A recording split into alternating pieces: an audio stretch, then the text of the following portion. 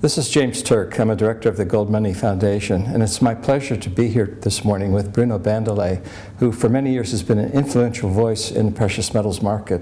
You know, Bruno, I've never said this to you before, but back when I was in Abu Dhabi in the 1980s, I used to speak to the Swiss banks, and more often than not, they would always start by telling me what you were thinking and what was going on in the gold market. I'd like to talk to you today a little bit about the gold market. A lot's happened since we met each other in Spain a couple of years ago.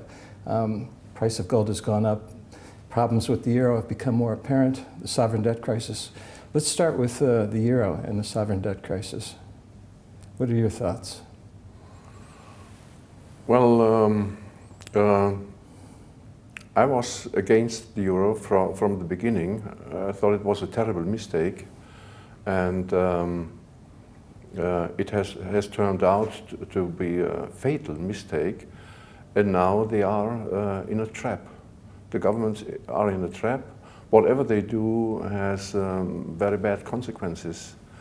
And nobody knows how long it will drag on. And I mean, certainly all big currencies, including the dollar and the euro, are in a kind of competition of ugliness. Yeah? But presently, the euro is worse off, I think, than the dollar. You know, the promise to the German people was that the ECB would be managed like the Bundesbank, and the euro would be, managed like the Deutschmark. But it's not working out that way. It seems that the euro is under political control, which is why they're buying government bonds. Would you agree with that? Yeah, it's completely about politics, and the euro, as it was planned and agreed upon in the Maastricht Treaty, and as it was promised to the German public, doesn't exist anymore. It's a completely different currency. You could say that the euro, which was founded in 1999, started as a kind of substitute for the Deutschmark. Mm-hmm. Then, since 2010, it became a French currency, French euro. And then the next thing will be that it becomes an Italian currency with an Italian president of the European Central Bank. So it develops from a fairly stable currency into a weak currency. But it seems that the German people are speaking in the sense that the local elections have been against the government. It's an indication of discontent about the euro. Would you say that that's a true statement? Yes and no. I mean, people don't trust the euro anymore, and they are really no longer in favor of what the government does. But the problem in Germany is practically all parties which sit in the parliament are in favor of this euro policy. So in contrast to other countries like Denmark, France, Austria, and so on, there's no political party in Germany which speaks out against the whole euro concept. In Finland, for example, the True Finn That's party, another example. Which got 20% or 19% of the vote in the recent election. There's no powerful voice like that here in Germany? No. Is there one likely to emerge, or are all of the politicians in favor of continuing the euro? Yes, momentarily, yes. In the end, I think such a new force could come out into the open, but not now. The German public is fairly apolitical, and they like to suffer, They more and more don't vote, but the political establishment is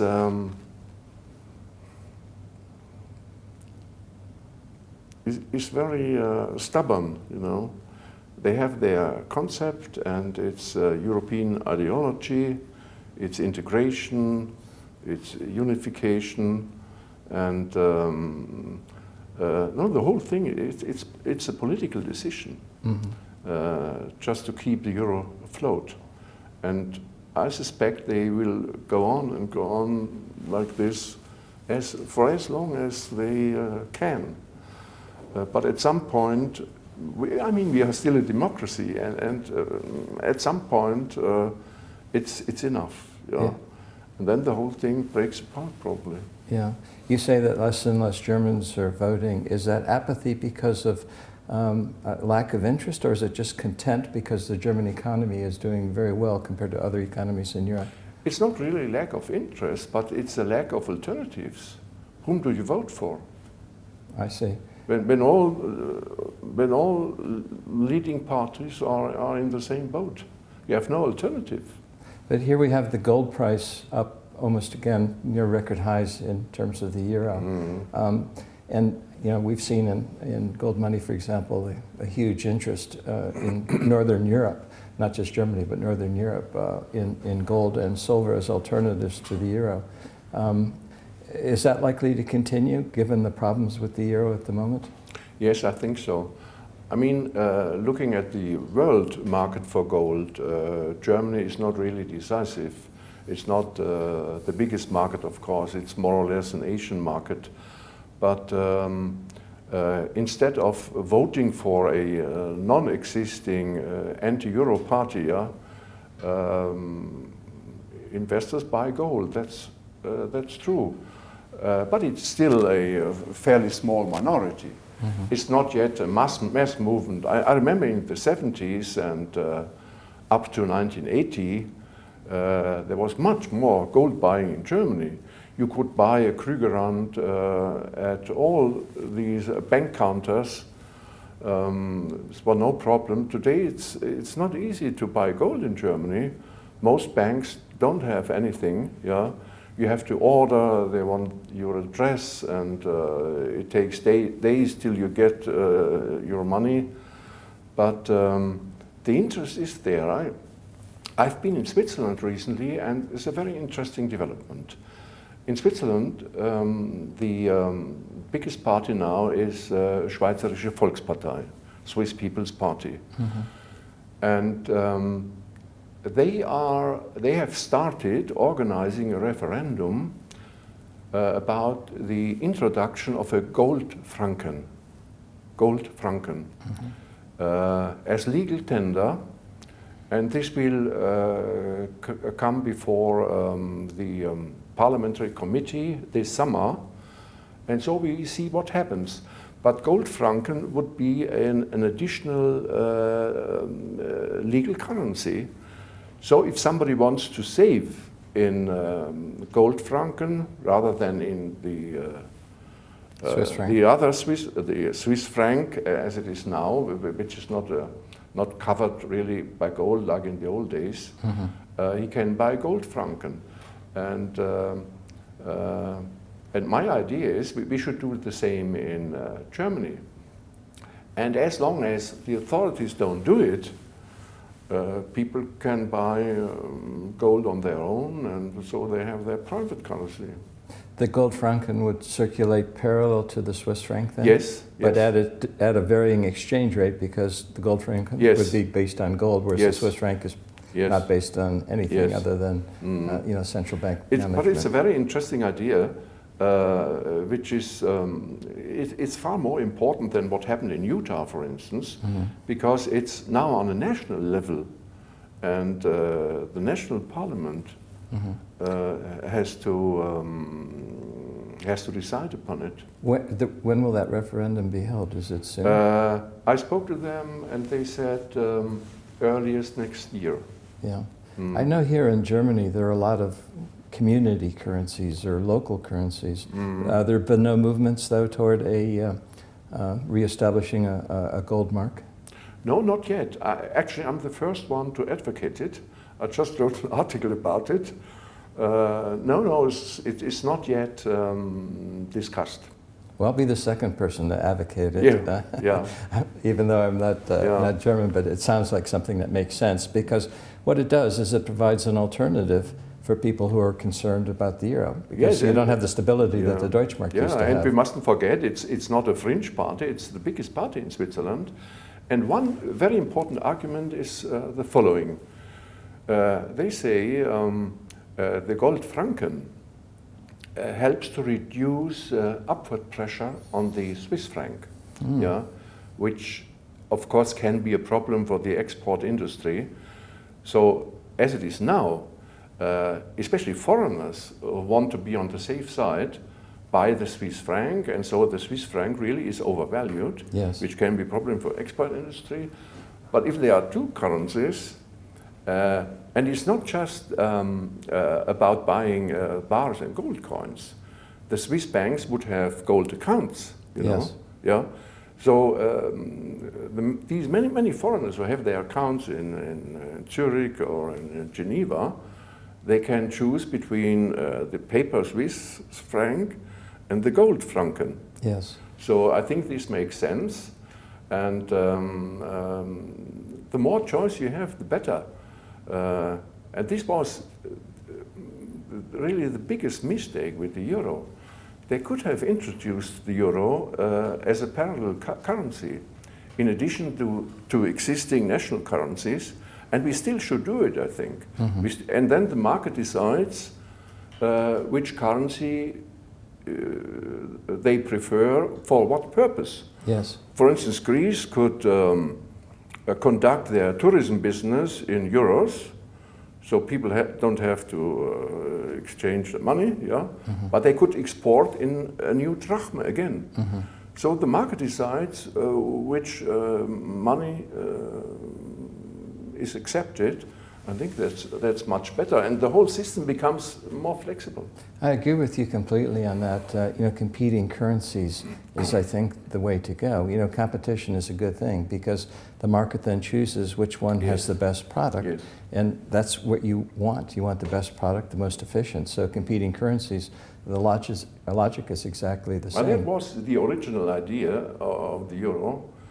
Was about eliminating competition between currencies, because you had a competition between Deutsche Mark, French franc, peseta, lira, and so on and so on. So people who didn't like the French franc, for instance, could buy the Deutsche Mark.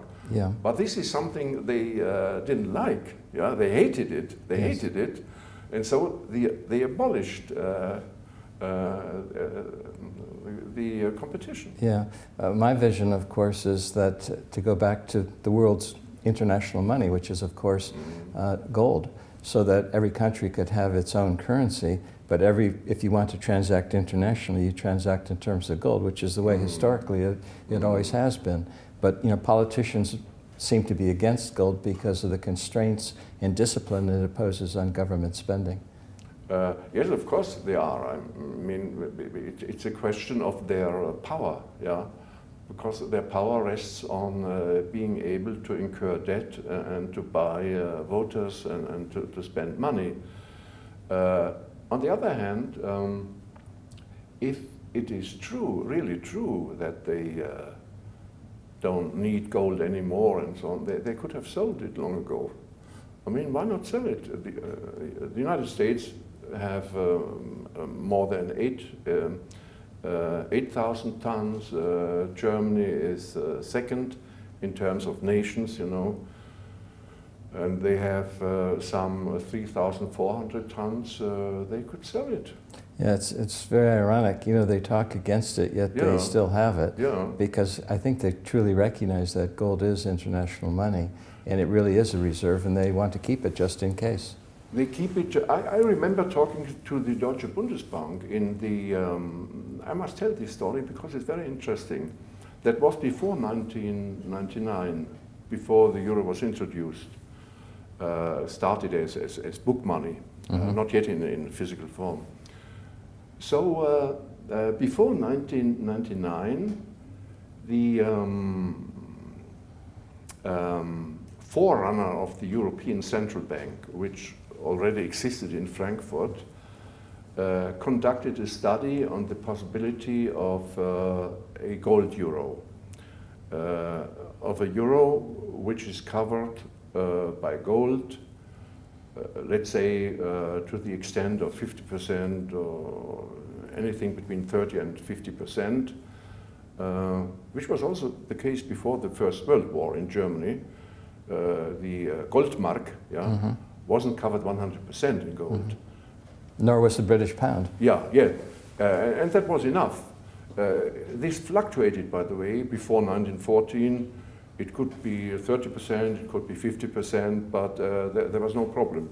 So there was a committee in Frankfurt, including one or two of the big Frankfurt banks. Deutsche Bank took part, as far as I remember. Yeah, I'm sure they took part.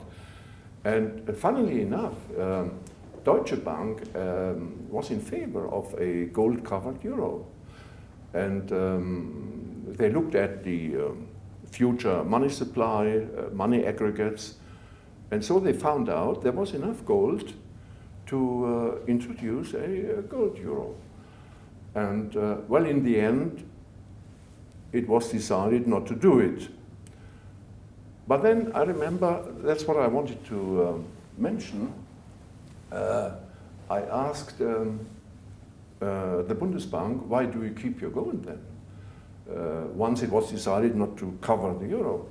And they said, well, if sometime it goes wrong, the experiment, and we have to go back to the Deutschmark, we need something we can build upon. Yes. And that's the case, I think, also with other big central banks, even like the Federal Reserve.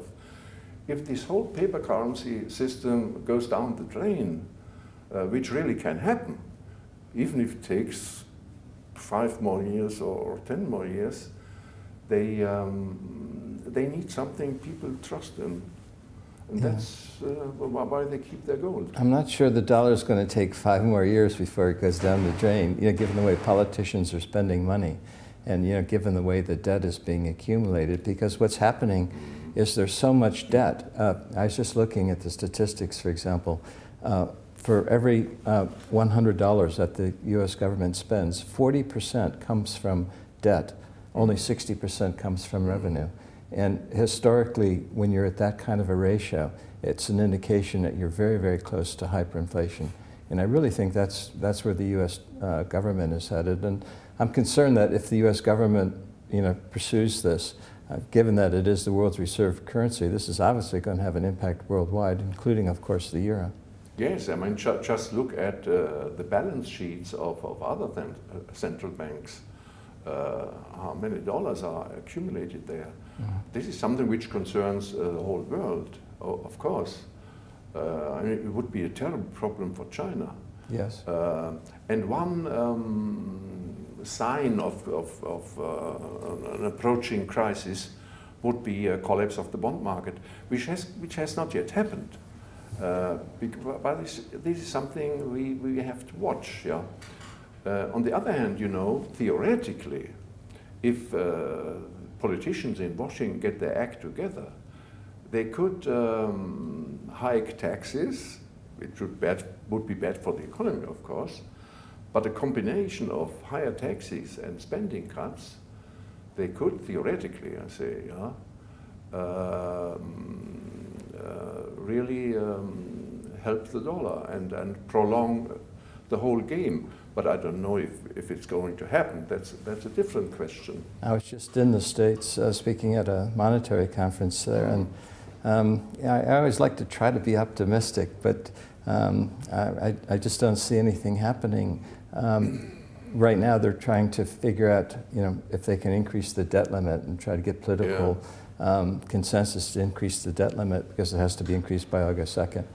And what they're thinking now is to increase it by $2 trillion, which will take it from August 2nd until November 2012, the next election, which basically shows that they don't have the political will today, whereas they're starting to say in the United States they're kicking the can down the road. In other words, let somebody else solve the problem. And I think that's probably an indication that the political will isn't there now. It won't be there in 2012, and that's I think a very bad indication for the future of the dollar, and obviously very positive for gold and silver. No, something is going to happen. I mean, you are perfectly right. The political will is not there in Washington. On the other hand, looking at it from a European perspective, there's still an enormous amount of wealth and capital accumulated in the United States. Mm-hmm. Just look at New York and the enormous funds, which circulate there.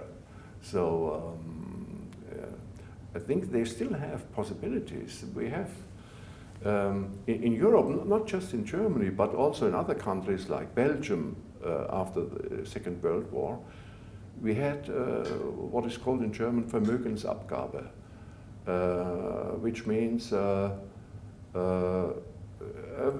every person or every institution which is still more or less rich, gets 10 or 20 or 30% taken away. Mm-hmm. That's different from the traditional debt cut, which means government debt, but they can take away a portion of your personal wealth. Yes. That's something I think has never happened before in the United States, has it? No, they take it away, 1,000 cuts at a time through various taxes. Yeah, through taxes. But nothing quite like that. That doesn't mean it won't happen in the future. Yeah. But this is really the big hammer, So with one stroke, the government is richer and individuals are poorer. Yeah. Well, I guess the U.S. did it in a sense in the 1930s when they confiscated gold. Yes. Because they confiscated the gold at $20.67, then they devalued the dollar so that an ounce then became worth 35. So in that sense, I guess they That's did comparable, it too. yes. Yeah. That's comparable. And recently we've seen examples in Argentina and more recently in Ireland where governments have actually taken pension plans in effect to bail out banks and to help solve their spending problems, which I guess means that governments basically go wherever the wealth is and try to grab that wealth to keep their schemes going, rather than imposing discipline on their spending, which is what's really required. Now, let me ask you, I've spoken to a number of German people, particularly over the past several months, and several of them indicated to me that it would be their preference, and they almost see it as a solution, rather than letting Greece drop out of the Eurozone, have Germany itself pull itself out of the Eurozone for its own, reestablish the Deutschmark once again. It's similar to what you were talking before about parallel currencies. Let the euro exist for maybe European transactions, but have a domestic Deutschmark. Do you think something like that is possible? Yes, actually, this is an idea I have been propagating for some time now. I remember in the 90s when we still had the European currency system as a predecessor of the euro. We had similar problems. The French franc was overvalued.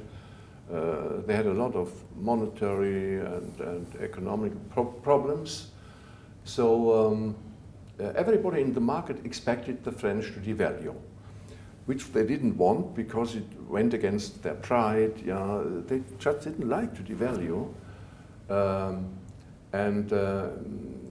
We already had, before that, we had a lot of currency alignments, of course, in Europe, in the European monetary system. And then suddenly the French came out with the idea, not publicly, but talking to the German government, if Germany leaves the system, the European monetary system, then the still existing Deutsche Mark goes up, and we get our devaluation without having to devalue, which would have been a very elegant way to solve the whole problem. And Yes, and now jumping to the present situation,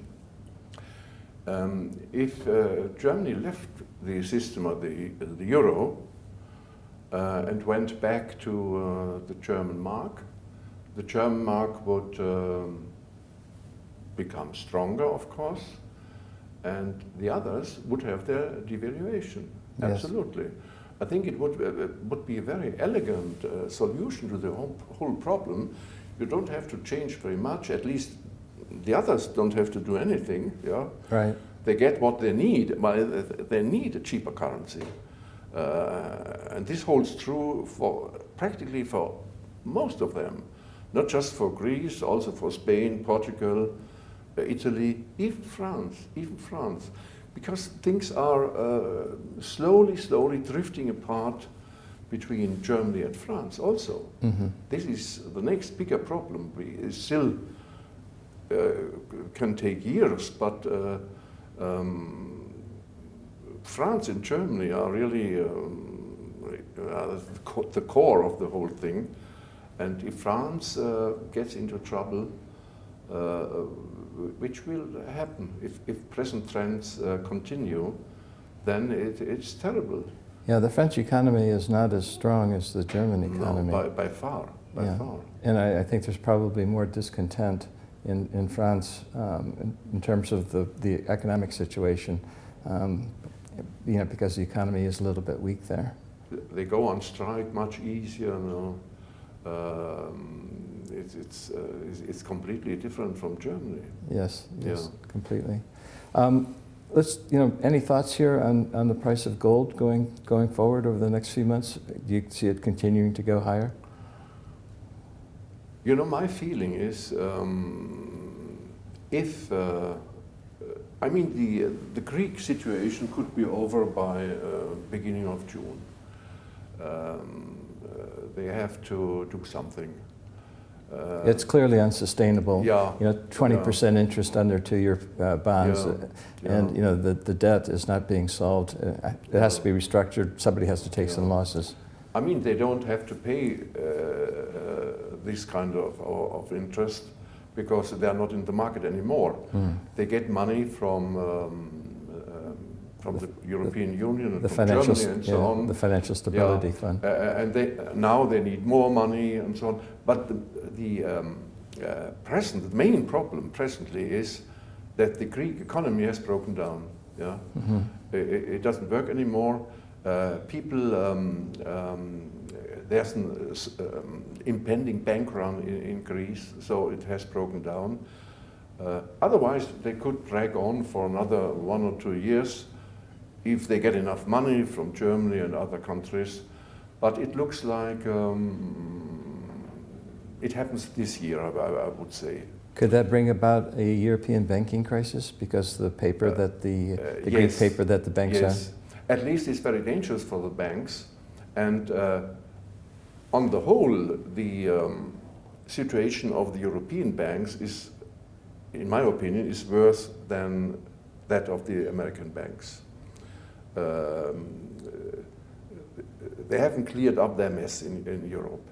It's very fragile. It's very very dangerous.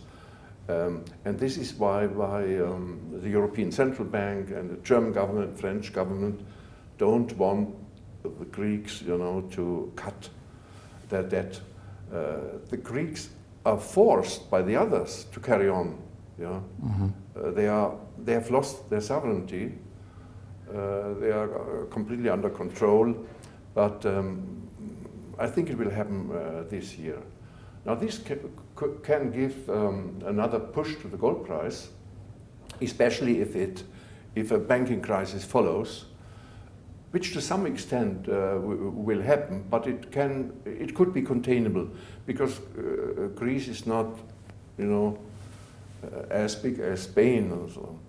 But apart from that, let's say, put it this way, if nothing sensational happens this year, the gold price should go down for a few months. my original price target at the beginning of the year was around $1,500. Dollars, yes. And it went above 1,500. Anything around 1,600 is also possible. And I was a bit surprised that demand from India and China held up so well. Because in former years they waited for larger price dips before buying, but now they came back very quickly. This is something I've been watching as well. Yeah.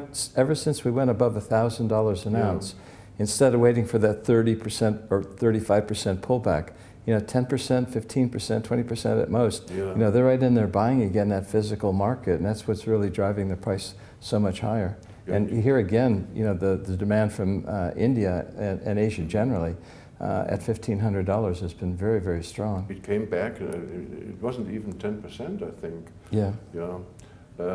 But we have to mention something else.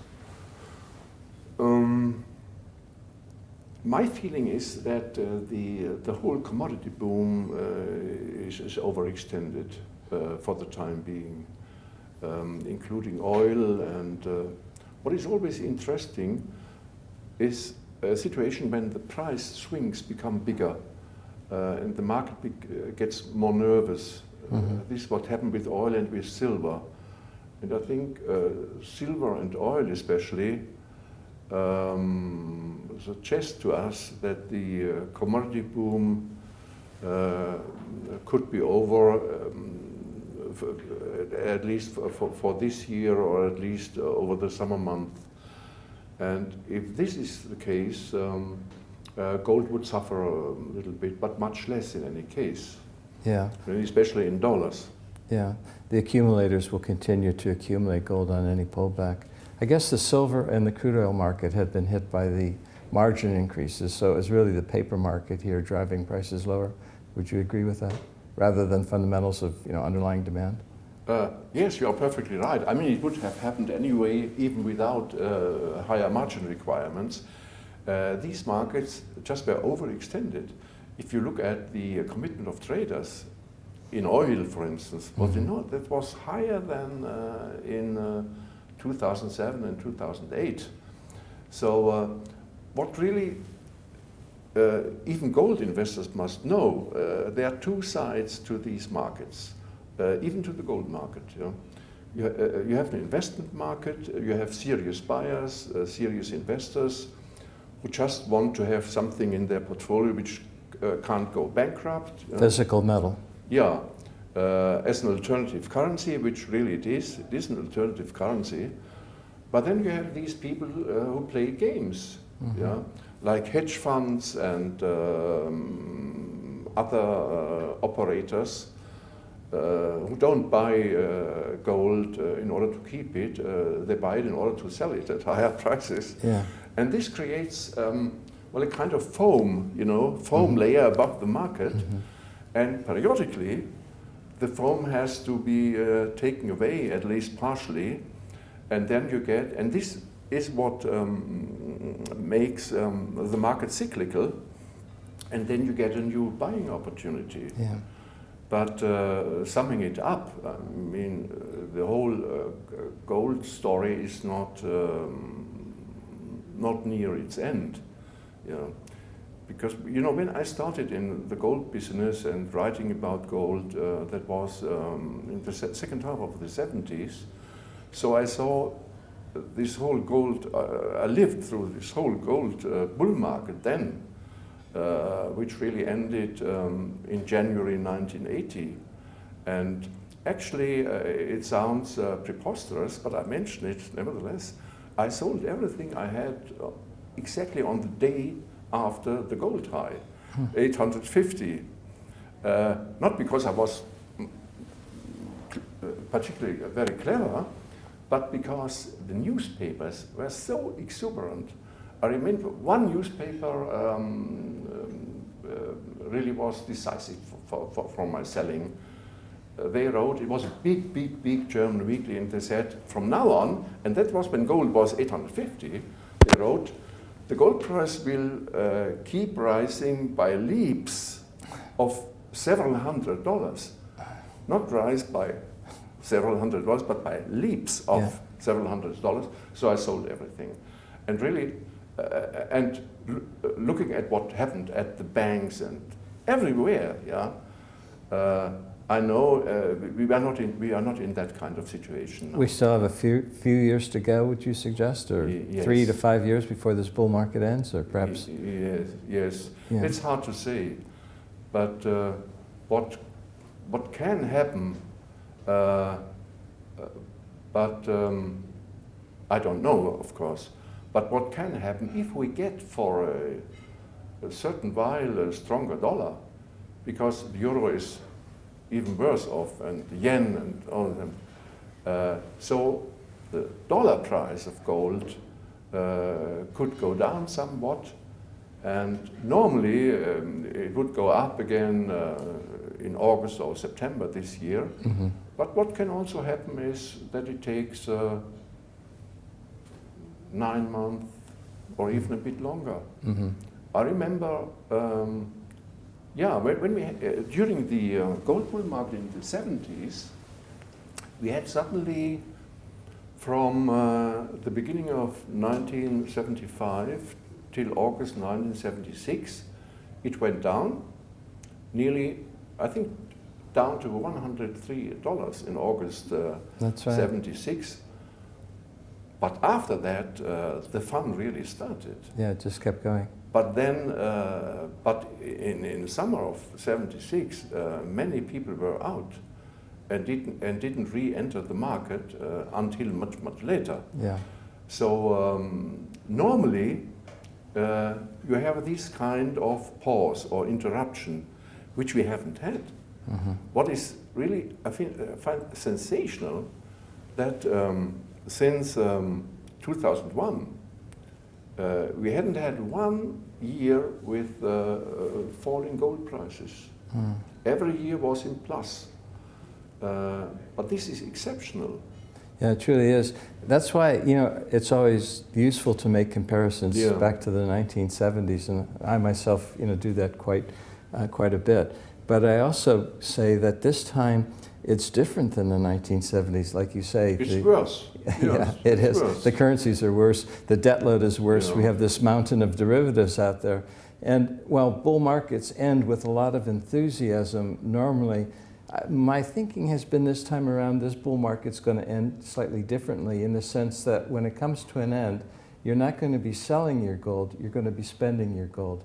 In other words, I think gold is once again going to return as currency, rather than actually wanting to sell your gold and dealing with a national currency instead. It is possible. Yes, it is possible. Should be interesting the next few years. At least ahead. it's not yet in a real bubble. No, that's definitely for certain. Well, Bruno, it's been a real pleasure to speak with you, Dr. Bruno Bandulet.